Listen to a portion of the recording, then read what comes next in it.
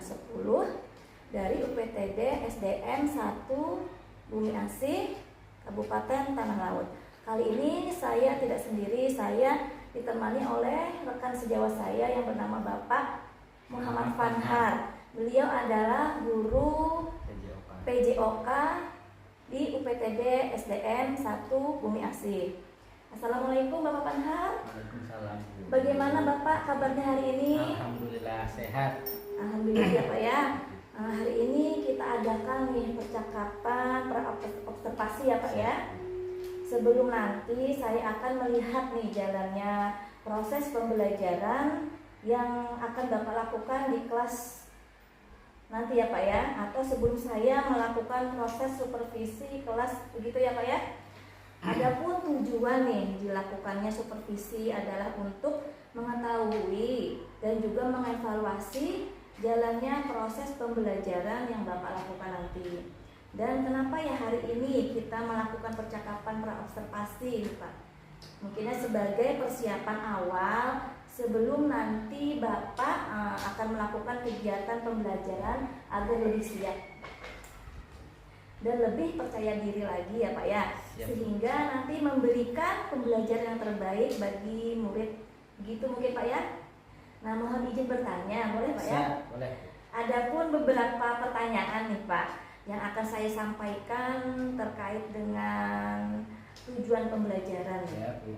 Kira-kira apa nih ya Pak ya tujuan pembelajaran yang ingin Bapak capai? Tujuan pembelajarannya yang ingin saya capai, yang pertama siswa itu mampu memahami tentang materi gerak lokomotor dan gerak non lokomotor. Selain itu siswa juga dapat mempraktekkan untuk gerakan tersebut, kemudian nantinya dapat bermanfaat di kehidupan sehari-hari. Baik, jadi tujuan yang pembelajaran akan Bapak capai itu yaitu anak dapat memahami dari dan mempraktekkan tadi ya Pak ya. Nah, bagaimana nih dengan area pengembangan yang ingin Bapak capai atau ingin Bapak observasi nanti nih? Untuk area pengembangan itu ada dua. Yang pertama yaitu tentang pengetahuan seperti tadi, yaitu siswa mampu memahami apa yang disebut dengan gerak lokomotor dan gerak non lokomotor. Kemudian yang kedua keterampilan, yaitu diharapkan siswa mampu mempraktekkan apa yang telah mereka pelajari tentang gerak lokomotor dan gerak non lokomotor. Kemudian mereka dapat mempraktekkan, memanfaatkan apa yang telah mereka dapatkan dari pengetahuan tersebut. Begitu ya Pak ya, dari pengetahuan dan keterampilan tadi Pak ya. Betul. Nah, saya ingin mendengar nih Pak ya, bagaimana nih rancangan pembelajaran yang ingin Bapak terapkan di dalam kelas, atau mungkin dari strategi pembelajarannya atau model pembelajarannya ataupun metode dari pembelajaran. Ya, untuk strategi pembelajarannya sendiri yaitu menggunakan diferensiasi kemampuan siswa terhadap pelajaran tersebut. Kesiapan belajar siswa ya. Untuk modelnya sendiri yaitu menggunakan proyek pembelajaran. Proyek dengan Bapak mempraktekkan anak-anak tadi ya untuk gerak lokomotor tadi. Iya, betul. Kemudian kalau yang metode ini sendiri apa nih? Untuk metode yang pertama berdiskusi, kemudian menirukan gerakan, kemudian mempraktekkan sendiri. Itu metodenya ya Pak ya? Betul. Nah, pertama tadi ya strateginya Bapak ambil dari berdiferensiasi berdasarkan kesiapan belajar murid ya Pak ya. Kemudian dari modelnya sendiri Bapak ambil proyek. Dari anak dapat mempraktekkan tadi ya Pak ya, gerak lokomotor. Kemudian yang terakhir tadi metode yang diambil yaitu diskusi kelompok ya Pak ya. Dalam diskusi kelompok itu ada apa saja Pak ya? Pertama tanya jawab, kemudian kemudian menyebutkan apa saja yang menjadi kelompok baik dalam gerakan yang disebut dengan lokomotor, kemudian apa saja yang termasuk ke dalam gerakan non lokomotor. Sebelumnya Bapak akan membagi kelompok di dalam kelas ya Pak ya. Nah, bagaimana nih dengan media pembelajaran yang akan Bapak terapkan nih, yang Bapak pergunakan di dalam kelas nih, medianya itu? Untuk medianya tersendiri yaitu yang pertama selain buku bacaan, yang kedua yaitu menggunakan video. Berarti Bapak menggunakan laptop juga ya Pak? Betul, ya? sekali menggunakan laptop, kita mengambil dari beberapa sumber, seperti gambarnya kita menggunakan dari YouTube, banyak sekali gerakan, sehingga siswa itu mudah untuk melakukan dan mempraktekkan apa yang telah mereka pelajari. Mungkin adakah alat-alat yang digunakan untuk praktek itu sendiri di halaman nanti Pak? Alat yang digunakan untuk anak-anak praktek itu ada juga ya Pak? Ada, pasti. Seperti apa itu Pak? Alat itu sendiri yang pertama biasanya saya menggunakan yang disebut dengan kon itu Bu. Oh ya, kon. Nah, kemudian secara manual kita menggunakan garis sehingga gerakannya dapat lebih teratur. Oh iya, betul sekali Pak ya. Baiklah nih Pak ya. Kalau RKPD ada tuh Pak? Ada juga Bu. Digunakan nanti dalam diskusi kelompok nanti ya Pak? Pasti ada itu Bu. Ada RKPD-nya juga? Ada. Oke. Baiklah, nah kira-kira nih kapan nih Bapak mau melakukan kegiatan pembelajaran tersebut nih, di hari apa, di kelas berapa, dan juga di jam berapa kira-kira? Untuk melaksanakan kegiatan tersebut kami ada jadwal tiap hari berbeda-beda, setiap hari beda kelas, yang terutama jam pertama pelajaran gitu. Yang pertama di kelas berapa nanti Pak? Di kelas 2 pada hari Selasa. Hari Selasa ya Pak? Hari Selasa. Baik, jadi nanti di hari Selasa depan ya Pak ya, di kelas 2 di jam pelajaran yang pertama ya Pak ya. Saya akan datang di kelas Bapak. Saya akan melakukan supervisi kelas di sana ya Pak ya. Kemudian saya juga akan melihat dan mencatat hal-hal apa saja yang terjadi ya Pak ya. Dan nanti setelah Bapak lakukan kegiatan observasi atau pembelajaran di dalam kelas, kita adakan percakapan yang terakhir ya Pak ya setelah observasi, yaitu percakapan pasca observasi yang nantinya saya akan didampingi juga dengan pengajar praktek saya, yaitu Ibu Nur Astiah nanti Pak ya. Nah, sebelum kita akhiri nih, kira-kira apa yang Bapak dapatkan dari hasil percakapan kita hari ini ya Pak ya? Untuk hasil percakapan hari ini, yang pertama yang pastinya lebih mengingat metode-metode pembelajaran. Lebih siap ya Pak ya? Lebih siap dan lebih ingat apa yang akan disiapkan strateginya. Jadi tersusun pembelajaran itu. Baiklah Pak, terima kasih atas waktunya dan sudah bersedia berbincang-bincang dengan saya di percakapan pra-observasi ini. Sampai bertemu ya Pak ya di kegiatan observasi kelas hari Selasa depan ya Pak ya.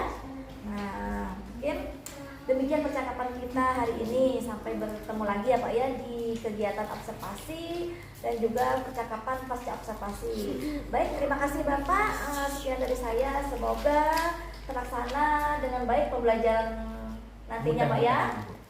Terima kasih Bapak. Assalamualaikum warahmatullahi wabarakatuh. Saya Retno Wulandari, calon guru penggerak angkatan 10 Kabupaten Tanah. Sekarang saya mau melakukan observasi kegiatan pembelajaran jam pelajaran olahraga bersama Pak Panhar, selaku beliau adalah guru olahraga yang akan mengajar di kelas 2 jam pelajaran pertama. Bisa kita mulai Pak? Ya, bisa Bu. Kita langsung mulai ya. Ya, terima kasih Bapak. Silakan.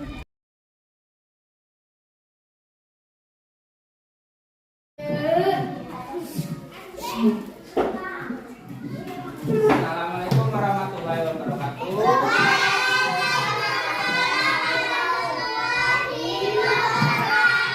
Selamat pagi semuanya.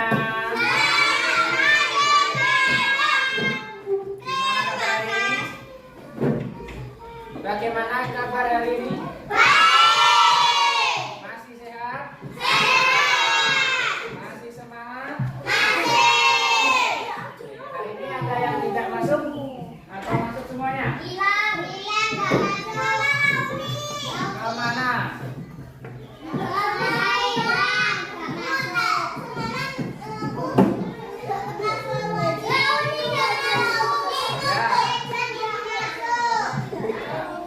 Selama masih sehat, kita harus tetap semangat mengikuti pelajaran, ya. Diusahakan tiap hari masuk.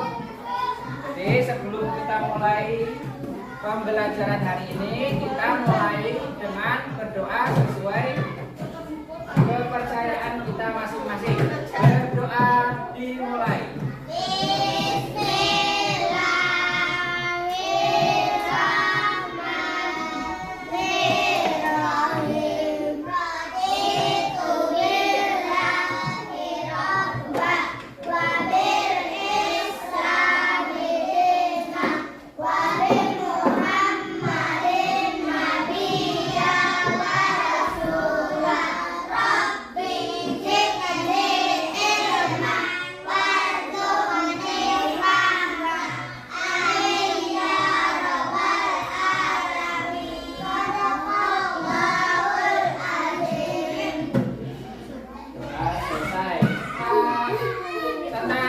Yang kemarin apa yang sudah kita pelajari?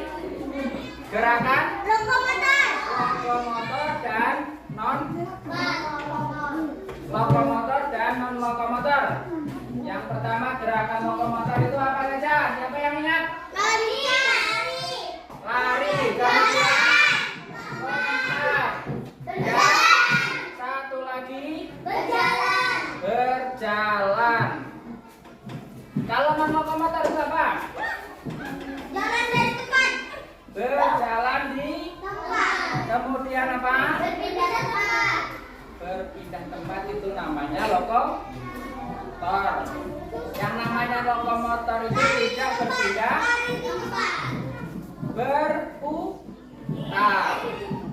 Ya, ingat semuanya? Apa saja tadi gerakan lokomotor? Berjalan, berlari, dan melompat. Yuk, biar ingat lagi, kita lihat video yang bisa Bapak siapkan. Kita akan melakukan yang namanya ice breaking. Ya? Selamat pagi. Semuanya berdiri coba. Hadap kanan semuanya. Semuanya hadap kanan. Ada premi, gurih. Tangannya letakkan di pundak teman kalian. Ya, seperti ini contohnya. Ini. Hadap kanan semuanya. Tangannya letakkan di pundak teman kalian. Lihat contohnya yang seperti ini. Hadap sana. Iya, hadap sana. Kedua tangannya letakkan di pundak teman kalian. Hadap sana.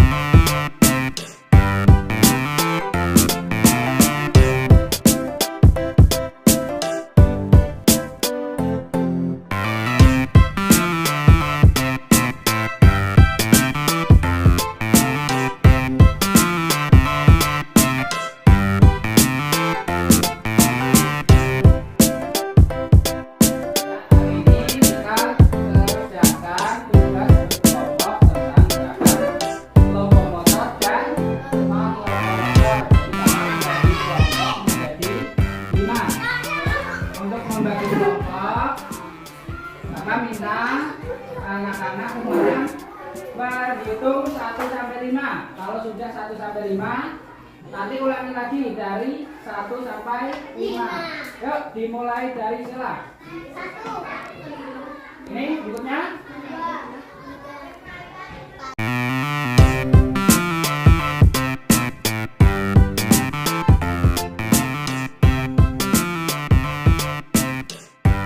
Masing-masing kelompok menyebutkan gerakan lokomotor dan gerakan non lokomotor.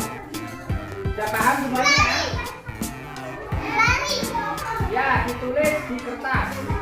Jadi tiap kelompok berdiskusi untuk mengerjakan tugas. Bisa?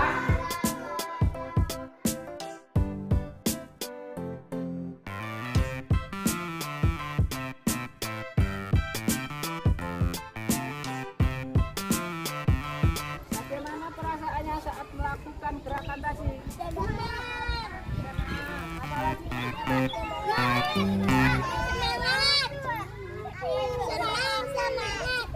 capek pasti. Tapi aku nggak capek. Nah, untuk berikutnya minggu depan kita mempraktekkan dan mempelajari lagi gerakan non motor. Kita lihat atau ikuti gerakan Bapak.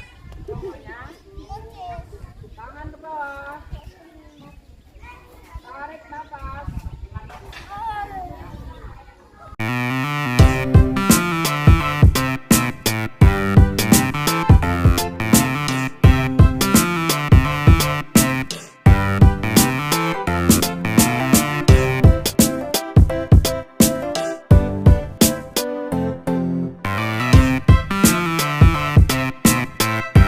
Berdoa sesuai kepercayaan masing-masing. Berdoa dimulai.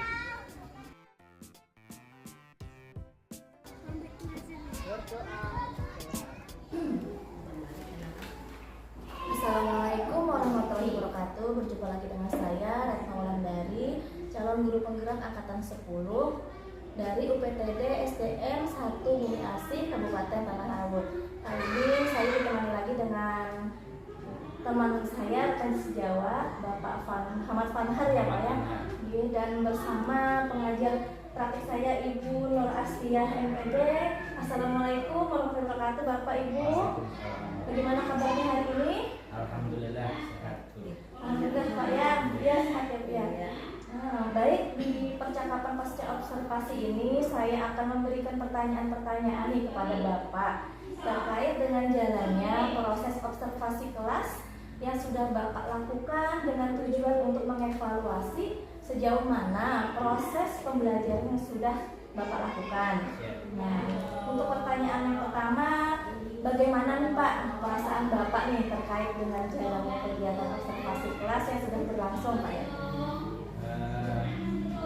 Karena baru pertama dan awal-awal ini mungkin agak canggung, agak tegang itu aku ya, karena biasanya ngajar ya pakai patokan-patokan, jadi ini sedikit tegang. Iya Pak.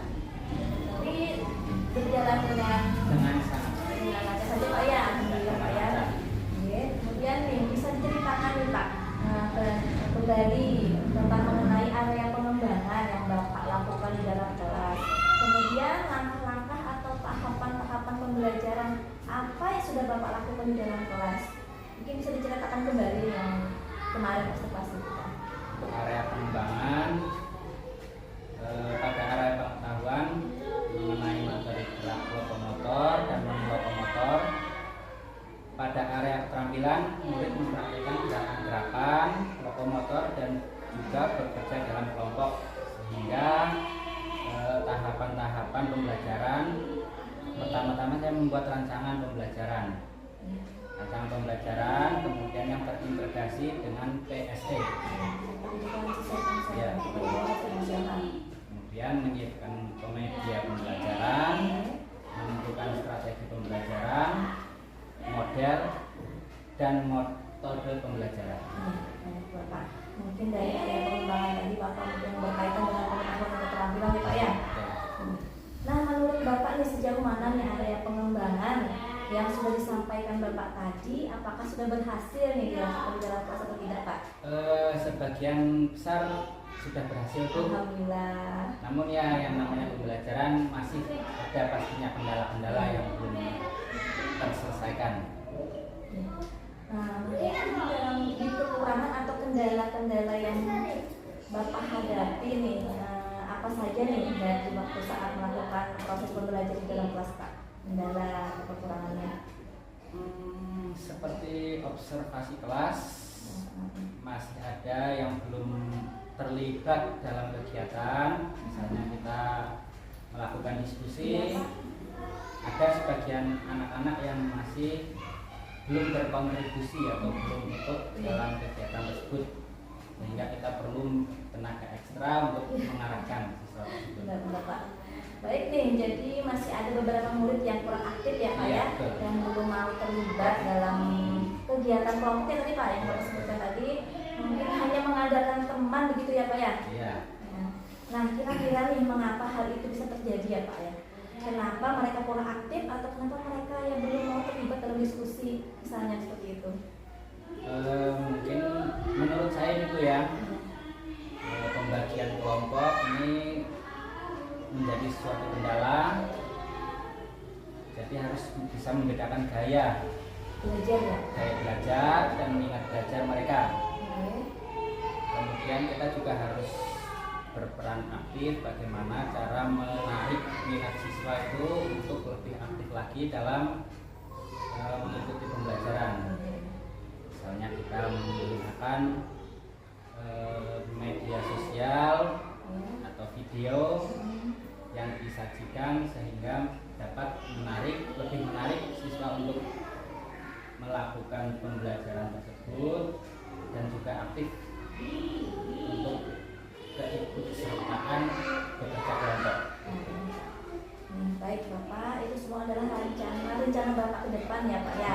Pada saat nanti proses pembelajaran ke depan Bapak akan menyesuaikan dengan gaya belajar murid ya Pak ya. Dan mudah-mudahan apa yang nanti Bapak rencanakan dapat terrealisasi ya Pak ya. Dan memberikan proses pembelajaran yang baik lagi dibandingkan dengan pembelajaran yang kemarin ya Pak ya. Saya tunggu nanti cerita-cerita Bapak nih apakah bisa terrealisasi atau tidaknya. Kira-kira nih kapan Bapak akan melakukan perubahan dengan rencana yang Bapak sampaikan tadi ya Pak ya? Untuk melakukan kapan waktunya mungkin belum bisa menentukan. Tapi yang namanya keinginan semoga dapat terlaksana secepatnya. Lebih baik ya Pak ya. Oke, terima kasih banyak Pak atas jawabannya. Mudah-mudahan apa yang Bapak rencanakan ini bisa secepatnya terrealisasi ya Pak ya. Baiklah, selanjutnya saya beri kesempatan ya kepada Ibu pengajar praktik saya, Ibu Astiah MPD sebagai pengajar praktik untuk memberikan kembali atau tanggapan-tanggapan terkait jalannya kegiatan percakapan pasca observasi atau mungkin kegiatan observasi kelas ya. Baik, terima kasih Bu Retno atas waktu dan kesempatan yang diberikan kepada saya untuk memberikan umpan balik atas percakapan pasca observasi yang sudah dilakukan tadi ya bersama dengan rekan sejawat Pak Muhammad Tanhar. Baik, sebelumnya saya sampaikan dulu, jadi saya selaku PP dari Bu Retno sebagai CGP angkatan 10 itu ya Kabupaten Tanah Laut.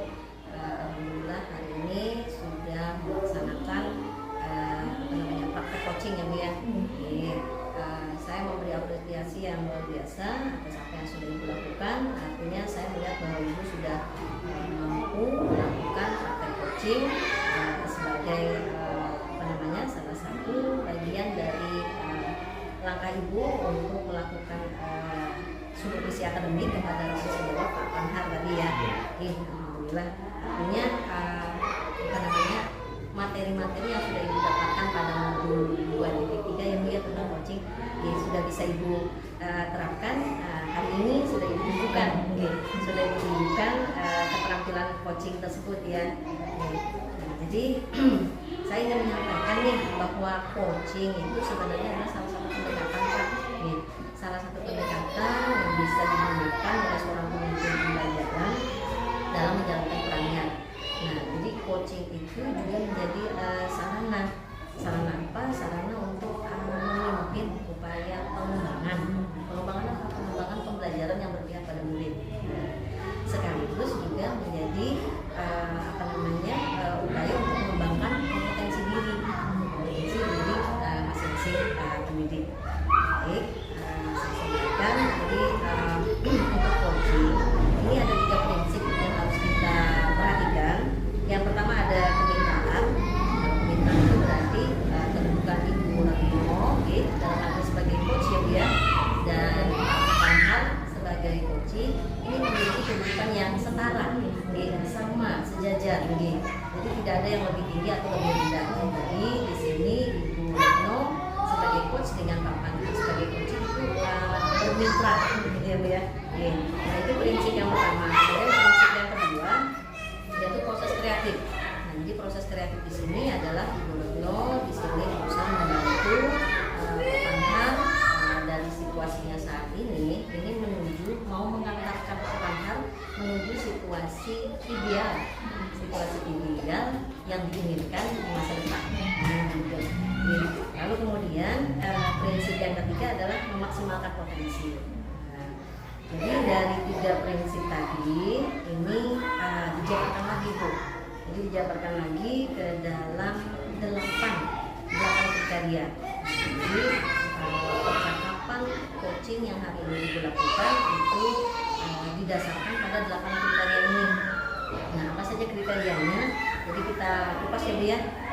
Jadi yang pertama itu dimulai dari yang prinsip coaching kemitraan.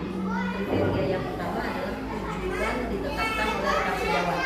Jadi tadi mendengar percakapan Ibu, jadi saya bisa menyimpulkan bahwa tujuan itu adalah berasal dari Pak Panhar ya Pak ya. Jadi tujuan pembelajaran yang ingin dicapai itu berasal dari Pak Panhar. Lalu kemudian untuk kriteria yang kedua, tidak menggurui atau memberi saran nasihat kepada rekan sejawat. Kalau menyimak percakapan Ibu tadi, tidak ada sih yang sifatnya menggurui ya Bu ya. Tidak ada yang sifatnya mungkin Ibu memberi nasihat atau masukan. Ya, oke. Yang saya lihat tadi semuanya bersumber dari Pak Panhar ya. Alhamdulillah. Baik, kemudian kita lanjutkan lagi ke prinsip yang kedua, yaitu untuk yang proses kreatif. Proses kreatif ini kriterianya percakapan 2 arah dan rekan sejawat yang lebih banyak berbicara. Kalau kita lihat percakapan yang terjadi tentu 2 arah ya Bu ya. Dan kemudian kalau kita melihat tadi siapa yang lebih banyak berbicara, Pak Panhar dalam hal ini ya. Pak Panhar yang menjelaskan apa-apa yang sudah terjadi pada saat dilakukannya observasi ya. Jadi alhamdulillah kalau menurut saya sudah tercapai itu.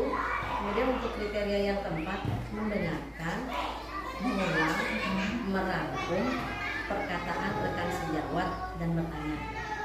Tadi kalau saya amati ya Ibu Retno sebagai coach sudah ada melakukan pengulangan. Jadi apa yang disampaikan oleh Pak Panhar itu diulang kembali oleh Ibu Retno. Kemudian Ibu Retno juga tadi berusaha untuk mendengarkan, menyimak apa yang disampaikan oleh Pak Panhar. Alhamdulillah kalau menurut saya juga sudah tercapai kriteria tersebut. Kemudian untuk kriteria yang kelima, pertanyaan yang digunakan merupakan pertanyaan yang menggali. Nah, pertanyaan yang menggali ini kan berarti pertanyaan yang pertama, pertanyaan itu bersifat terbuka, bukan pertanyaan yang dijawabnya iya atau tidak. Jadi kalau kita lihat Ibu Retno sudah menggunakan pertanyaan-pertanyaan terbuka dan digunakan pertanyaan-pertanyaan yang memang sifatnya menggali apa yang dari Pak Panhar ya sumbernya. Lalu kemudian kriteria berikutnya yang memaksimalkan potensi itu ada percakapan menghasilkan tindak lanjut konkret. Di sini tadi di bagian akhir tadi ya ada terdengar Ibu tadi menanyakan tentang ya rencana kedepannya apa. Nah, jadi dari kendala yang tadi dihadapi oleh Pak Panhar selama melakukan pembelajaran dalam kelas, lalu kemudian Ibu Retno menanyakan ya dari kendala itu apa rencana yang akan Bapak lakukan agar kendala tersebut bisa dihadapi dan bisa diatasi ya Bu ya. Jadi tadi sudah ada tersimak oleh saya, alhamdulillah. Lalu untuk yang kriteria ke-7 dari prinsip memaksimalkan potensi, ini ada tindak lanjut. Bagus sekali tadi Bu Retno juga menanyakan tindak lanjut konkretnya tadi ya, kapan Pak? Jadi ditanyakan kapan Bapak akan melakukan perubahan yang tadi sudah Bapak utarakan. Nah, memang dari Pak Panhar belum ada waktu persisnya kapan, tetapi memang Pak Panhar sudah membuat ancang-ancang Pak ya, sudah membuat perencanaan. Insya Allah artinya perubahan itu akan sesegera mungkin direalisasikan ya Pak ya, dilaksanakan. Dan terakhir untuk kriteria percakapan ditutup dengan kesimpulan dari rekan sejawat.